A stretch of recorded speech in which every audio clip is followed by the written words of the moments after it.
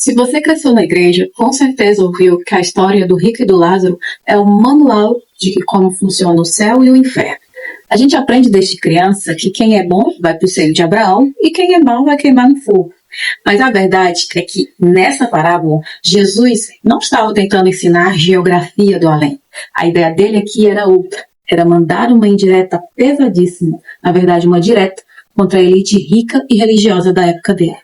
Hoje a gente vai abrir o texto de Lucas 16 e ver o que realmente está escrito ali. E já te adianto um detalhe que muda tudo. Essa é a única parábola de todas as que Jesus contou em que ele dá um nome próprio para um personagem. Porque só o pobre tem nome e o rico nem nome tem. Fica aí que você vai entender. Bora pensar comigo. Se essa história fosse para ser lida ao pé da letra, a gente teria um grande problema na teologia.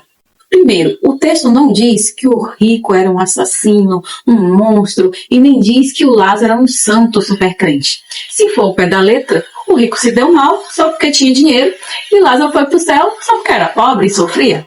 Salvação por conta bancária? Não faz sentido. Segundo, você acha mesmo que quem está no inferno fica batendo papo com quem está no céu? Ô Abraão, me manda um pouco de água aí. E detalhe, como é que uma alma sem corpo físico sente sede na língua e pede para molhar a ponta do dedo? Dá para ver que Jesus estava usando uma linguagem figurada, na verdade. Ele usou uma história que todo mundo na época dele conhecia. Essa história do rico e do pobre que trocam de lugar depois que morrem não foi inventada do nada por Jesus.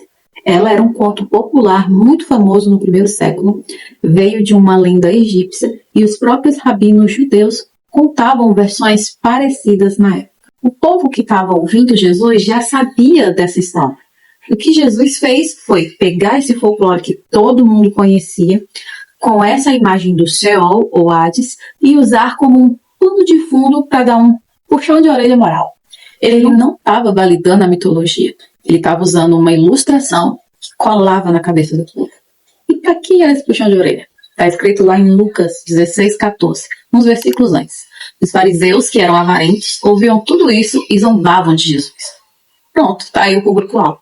Naquela época, a elite religiosa vendia a ideia de que quem era rico era abençoado por Deus e quem era pobre ou doente estava debaixo de maldição. É aqui que entra o detalhe genial que eu te falei no começo. Essa é a única parábola de Jesus onde um personagem tem nome. O rico não tem nome. Ele é só um homem rico. Já o pobre tem nome, Lázaro, que significa Deus ajuda. Para a sociedade da época, o rico era o cara importante, o cara que todo mundo sabia o nome. O pobre no portão era invisível, ninguém ligava. Jesus inverte totalmente a lógica. Ele ignora o nome do rico e faz questão de eternizar o nome do pobre. Na visão de Deus, o invisível é quem tem nome. O rico da história se vestia com roupas caríssimas, comia do bom e do melhor, todo santo dia. E o Lázaro ficava largado no portão dele, cheio de feridas, querendo só as migalhas que caíam da mesa. Qual foi o grande pecado do rico? Ele não bateu no Lázaro, ele não xingou. O pecado dele foi a indiferença. Ele passava pelo portão todo dia e fingia que Lázaro não existia. Tinha um portão físico ali, mas o pior era o portão do egoísmo no coração dele.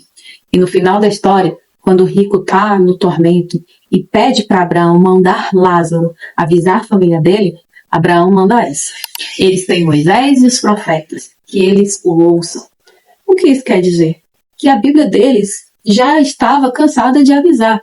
Cuida do pobre, ajuda o necessitado, faz justiça social.